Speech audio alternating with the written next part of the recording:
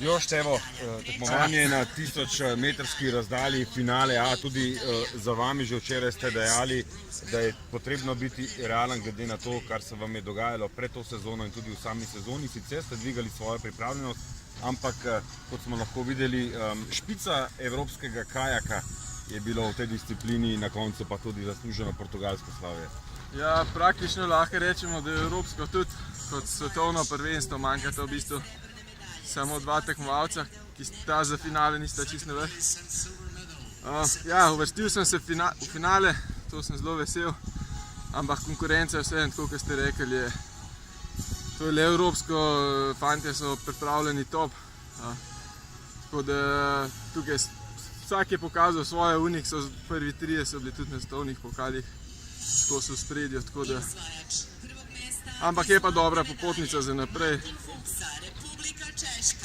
Ni še konec sezone, vrhunec sezone pred vami, to je svetovno prvenstvo, sicer še kar nekaj časa do začetka oziroma do poti proti Portugalski.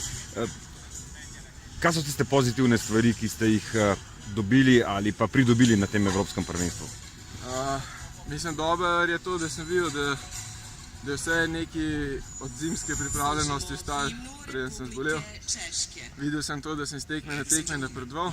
Dobro je to, da je svetovno prvenstvo konec avgusta.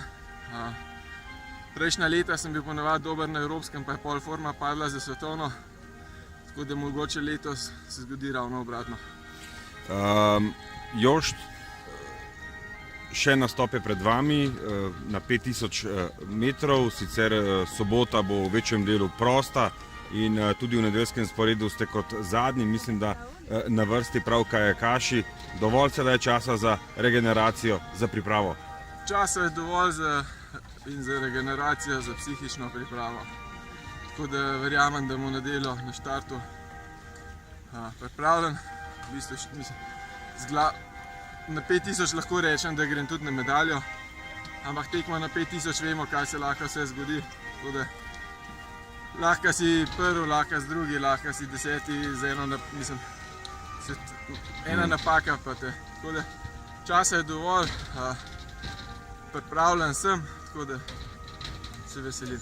Še to vprašanje, glede na to, da je Portugalec zmagal, ki je tudi aktualni evropski prvak, bil je tudi v vlogi prvega favorita.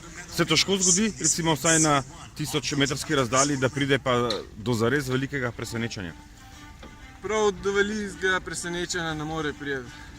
Mislim, govorim tukaj, lahko zmaga recimo 8-9 ljudi, včasih tudi kakšen, ki je bil na robu A-finala, ampak da bi pa prav nekdo v zadnji prišel, pa težko. Mirne vode so vse discipline, imamo štart, stop in vemo, koliko moraš biti hiter, da kam pašeš.